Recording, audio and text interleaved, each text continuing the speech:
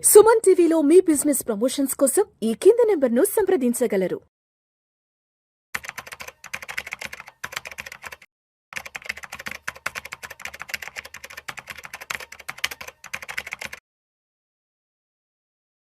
Sir నమస్తే sir. నమస్తే అండి. సార్ చక్రధర్ గారు, ఈ మధ్య కాలంలో పిఎంఎస్లు, ఎస్ఐఎఫ్ లాంటి కొత్త కొత్త ఇన్వెస్ట్మెంట్ అవెన్యూస్ అన్ని కూడా మార్కెట్లోకి వచ్చేసాయి.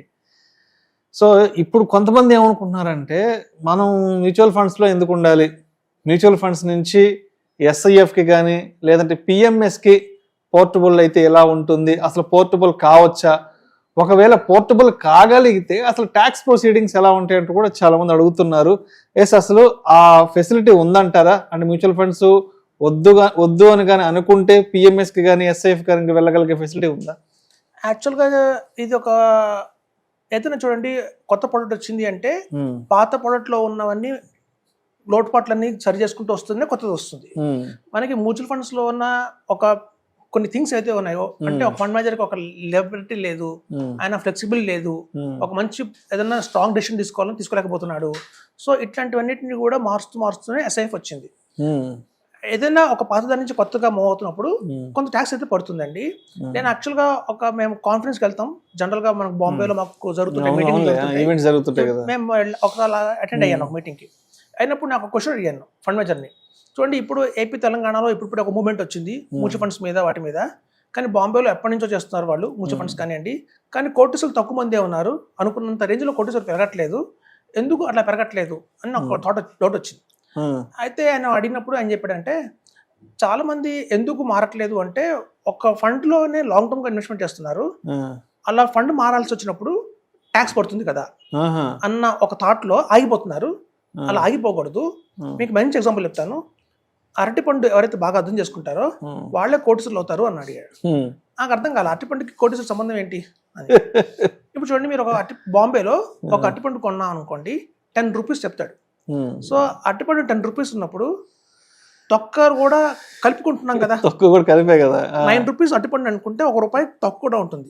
మనం తొక్కను తీసేస్తున్నాం, పండుని తొక్క పడేస్తున్నాం. చాలా మంది తొక్క వేస్ట్ అయిపోయింది, రూపాయి వేస్ట్ అయిపోయింది అని ఆలోచిస్తారు, అక్కడ ఉండిపోతారు వాళ్ళు. సో అలా మైండ్ బ్లాక్ కనుక ఎవరికి లేదో వాళ్ళు సక్సెస్ అవుతారు, అంటే నెక్స్ట్ లెవెల్ ఆలోచించలేకపోతున్నారు. ఎంతసేపు ఆ పోయిన తక్కువ గురించి ఆలోచిస్తున్నారు తప్ప అది వేస్ట్, దాని గురించి ఆలోచించకూడదు. ఎస్ కరెక్టే, మీరు చెప్పింది కరెక్టే. 10 రూపీస్ తో మనం అట్టుపండు కొంటే అందులో 1 రూపాయి అట్లీస్ట్ తక్కువదే ఉంది. అటు మీరు పోయిన ఆరెంజ్ తీసుకోండి, బతాకాయ తీసుకోండి, తోలు తీసేస్తాం, తోలు వేస్టే, ఆ తోలుతో డబ్బులు కొంటాం. అయ్యో అనవసరంగా తొక్క వేస్ట్ అయింది, తొక్క తినలేకపోయాం అనుకుంటే ఇంకా అది ముందుకెళ్ళాం. అలాగే మీరు సపోజ్ ఏదైనా ఫండ్ హౌస్ లో ఒక మిడ్ క్యాప్ లో వెళ్తున్నారు, ఆ మిడ్ క్యాప్ పర్ఫార్మెన్స్ బాగాలేదనుకోండి, వేరే మిడ్ క్యాప్ మారిపోవాలి. అలా మిడ్ క్యాప్ మారకుండా వేరే కంపెనీకి మారకుండా అదే కంపెనీలో మారిపోతే కనుక ట్యాక్స్లు పడతాయని కూర్చుంటే మాత్రం గ్రోత్ ఉండదు. అలాగే చూడండి, నేను చెప్పేది ఏంటంటే, ఎస్ఐఎఫ్ కానివ్వండి, పిఎంఎస్ కానివ్వండి, మ్యూచువల్ ఫండ్స్ కంటే నెక్స్ట్ లెవెల్లో ఉంటాయి. చాలా మంది ఆల్రెడీ అక్యుములేట్ అయింది ఫండ్, వాళ్ళకి మ్యూచువల్ ఫండ్స్ లో ఒక 50 లక్షల దాకా అక్యుములేట్ అయింది. అలా 50 లక్షలు 60 లక్షలు అక్యుములేట్ అయినప్పుడు ఎస్ కరెక్టే, మనం కనుక మారితే ఆ వచ్చిన ప్రాఫిట్ ఏదైతే 30 lakhs ఉంటుందో దాని మీద మనం ట్యాక్స్ కట్టాల్సి ఉంటుంది. అది దగ్గర మేము చూస్తే ఒక 4 lakhs దాకా ట్యాక్స్ వస్తుంది. సో 4 lakhs మనం ట్యాక్స్ కట్టాల్సి వస్తుంది కదా అని చెప్పి మనం పిఎంఎస్కి వెళ్లకుండా మ్యూచువల్ ఫండ్స్ లోనే ఉండిపోతే మనకి నష్టం జరుగుతుంది తప్ప లాభం కాదు. ఇప్పుడు చూడండి, మనం ఆల్టో కార్ ఉంటుంది, వ్యాగనార్ కార్ ఉంటుంది, షిఫ్ట్ ఉంటుంది. మనం ఎప్పుడైతే ఒక పాత కారు మార్చి కొత్త కారుకి వెళ్తున్నామో మనం కొన్న పాత కారుకి అంత వాల్యూ రాదు. కానీ ఎందుకు మారుతున్నామంటే ఒక నెక్స్ట్ అడ్వాన్స్డ్కి వెళ్ళాలి అని చెప్పి. ఈవెన్ బంగారం కూడా తీసుకోండి, ఓల్డ్ గోల్డ్ మనం న్యూ గోల్డ్ మార్చుకుంటాం, ఆర్నమెంట్ తీసుకుంటాం. మనకు మొత్తం ఓల్డ్ గోల్డ్కి యాక్చువల్ వాల్యూ ఇస్తారంటే కొంతమంది తగ్గిస్తారు, అందులో కాపర్ ఎక్కువ ఉందని ఏదో చెప్పి 80% వాల్యూ ఇస్తారు. కొంతమంది ఇచ్చినా కూడా ఓన్లీ గోల్డ్ వాల్యూ ఇస్తారు తప్ప కొత్త కొన్న బంగారానికి మళ్ళీ మేకింగ్ ఛార్జెస్ అని, వ్యాట్ అని అన్నీ పడతాయి. మనం కొంచెం నష్టపోతాం. సో మనం నష్టపోతున్నాం ఎందుకు మారుతున్నాము అంటే కొత్తదనం కోసం మారుతున్నాం. సో ఎప్పుడైనా చూడండి, ఒక ఫండ్ నుంచి ఒక ఫండ్కి మారిపోవాలన్నా, అలాగే మీరు చెప్పినట్టు మ్యూచువల్ ఫండ్స్ నుంచి ఎస్ఐఎఫ్ మారిపోవాలన్నా, మ్యూచువల్ ఫండ్స్ నుంచి ఎస్ఐఎఫ్ లో మనం పెట్టాం 10 lakhs, గణనంగా అది 50 లక్షలు అయింది. ఎస్ఐఎఫ్ లో ఉండిపోకూడదు, మళ్ళీ పిఎంఎస్ మారాలి. నెక్స్ట్ లెవెల్కి వెళ్తున్నప్పుడు ట్యాక్స్ పడుతుంది, మనం భరించాలి. అలా ట్యాక్స్ కోసం ఎవరైతే ఆలోచించుకుంటే ముందుకెళ్తారో వాళ్ళే కోట్లు వెనకేస్తారని చెప్పారు ఆ ఫండ్ మేనేజర్. అంటే ఆ ఇన్వెస్ట్మెంట్ మీద వచ్చిన రిటర్న్స్ ని అక్కడ ఐడియల్ గా వదిలేయకూడదు, దాన్ని ఇంకో దాంట్లో రొటేషన్ చేసుకుంటూ వెళ్ళాలి, పెంచుకుంటూ వెళ్ళాలి. మేము ఒక పిఎంఎస్ లో సాధారణంగా మా దగ్గర ఒక క్లయింట్ వస్తారు, మేము పెట్టిస్తాం 50 lakhs పిఎంఎస్ లో, రేపు పొద్దున ICICI లో కానివ్వండి మొదలలో కానీ ఇన్వెస్ట్మెంట్ చేస్తాం. ఎప్పుడైతే 1 crore వాల్యూ వచ్చిందో వెంటనే అందులో 50 lakhs వేసి ఇంకో ఆస్క్ PMS లోకి ఇన్వెస్ట్మెంట్ చేస్తాం. అలా ఒక PMS నుంచి ఇంకో PMS మారినా కూడా, లేకపోతే ఒక మ్యూచువల్ ఫండ్ నుంచి ఇంకో మ్యూచువల్ ఫండ్లో మారినా కూడా కొంత ట్యాక్స్ అయితే పడుతుంది. కానీ దాని మైండ్లో పెట్టుకోకండి మీరు. ఎందుకంటే మనం ఎందుకు మారుతున్నామంటే నెక్స్ట్ ఇంకా బెస్ట్ రిటర్న్స్ కోసం మారుతున్నాం. కాబట్టి నెక్స్ట్ లెవెల్కి ఎప్పుడైతే వెళ్ళాల్సి వస్తుందో అప్పుడు ఈ ట్యాక్సెస్ని మనం నెగ్లిజిబుల్గా తీసుకోవాలి తప్ప దాన్ని పట్టుకుని కూర్చోకూడదని చెప్తున్నాను.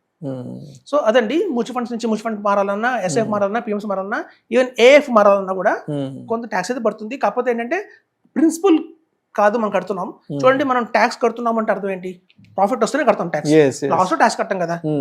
వచ్చిన 100 రూపాయల్లో 10 రూపాయలు ట్యాక్స్ పోతుంది, 12.5%. లాంగ్ టర్మ్ కంట్రిబ్యూషన్ ట్యాక్స్ 12.5% ఉంది. అంటే మనకు వచ్చిన 100 రూపాయల్లో 12 రూపాయలు మాత్రమే ట్యాక్స్ కడుతున్నాం. అటుపండిలో తొక్కలాంటిదే. మిగతా 87 రూపీస్ ఏదైతే ప్రాఫిటే కదా. సో దాంతో మనం పైకి వెళ్తున్నాం. సో కాబట్టి అలా ఆలోచించాలండి. అలా ఆలోచించిన ప్రతి ఒక్కడికి పొడిసలు అవుతారని చెప్తున్నాను. అలా లేదు మైండ్ బ్లాక్ లో పెట్టుకుంటే మాత్రం కష్టం అని చెప్తున్నాను. రిటర్న్స్ ఎక్కువ గెయిన్ చేయలేము. సో మొత్తానికి ఒక ఇన్వెస్ట్మెంట్ ద్వారా కోటేశ్వర్లు కావాలి అంటే కేవలం ఆ ఇన్వెస్ట్మెంట్ మీద వచ్చిన ఆ రిటర్న్స్ ఏవైతే ఉన్నాయో, అంటే ఆ రిటర్న్స్ ని ఇంకొక ఇన్వెస్ట్మెంట్ లోకి రొటేషన్ చేస్తే ట్యాక్స్ల బాధ ఉంటుంది, ట్యాక్స్ల మౌత్ ఉంటుంది. కాబట్టి ఎందుకు వచ్చిన కర్మలే అని చెప్పి ఆగిపోయినామంటే మాత్రం అక్కడే ఉండిపోతుంది. సరే, సో మొత్తానికి ఈ ట్యాక్స్ వీటన్ని స్కిప్ చేసుకొని కానీ ముందుకెళ్ళగలిగితే మాత్రం డెఫినెట్ గా మన ఇన్వెస్ట్మెంట్ ద్వారా మనం కోటేశ్వర్లు అయ్యే అవకాశం అయితే ఉందంట. ఎంతైనా ఉంది. Right sir, right sir. Thank you sir, thank you so much.